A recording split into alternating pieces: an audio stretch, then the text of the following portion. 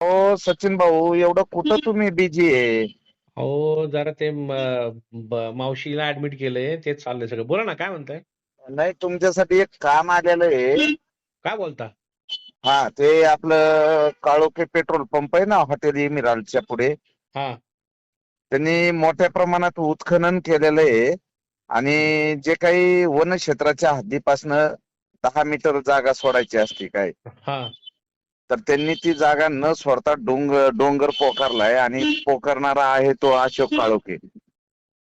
आमदारचा माणूस. नाही नाही, आमदाराचा असू द्या अगर खासदाराचा, मी तुमच्या सोबत आहे. त्यानं मला सांगितलं, मला कोणी तक्रार केली, बाबा म्हणावं डोंगर तुम्ही एवढा पोखरलाय हं, आणि जर डोंगर असा पोखरत असाल तर हं, आम्हाला वृक्ष मित्र म्हणून उद्या टिकडीला धोका वगैरे, आणि तो हं. काय बसून तोडपाणी करणार आहे. बर.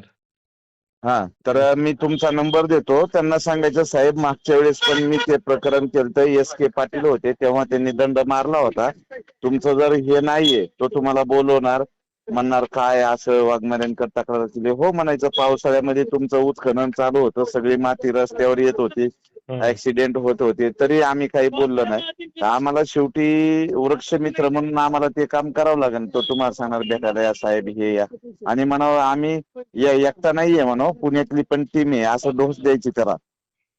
बर, ठीक आहे. हा, आणि तुमचा नंबर पाठवतोय, तो तुम्हाला फोन करन. फोन केल्यानंतर तुम्ही त्याला टिपिकली सांगा की बाबा आम्ही वन विभागामध्ये वाघमारे सरांना मी पहिलं सांगितलं असं असं प्रकरण आहे, बातमी लावायची, तर त्यांनी मला सांगितलं अर्ज वगैरे द्या. ही तुम्ही जर सच्चे आहे तर तुम्ही घाबरू नका म्हणा, आणि तुमचं जर चुकीचं असेल तर मग त्याच्यावर कारवाई झाली पाहिजे, असं व्यवस्थित पैकी त्याला हँडल करा.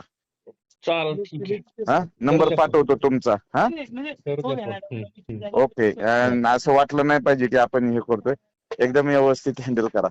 पाठवतो करू. तुमचा नंबर त्यांना. हा, हो, ठीक आहे, ठीक आहे, पाठवा. ओके, चालेल. हो हो.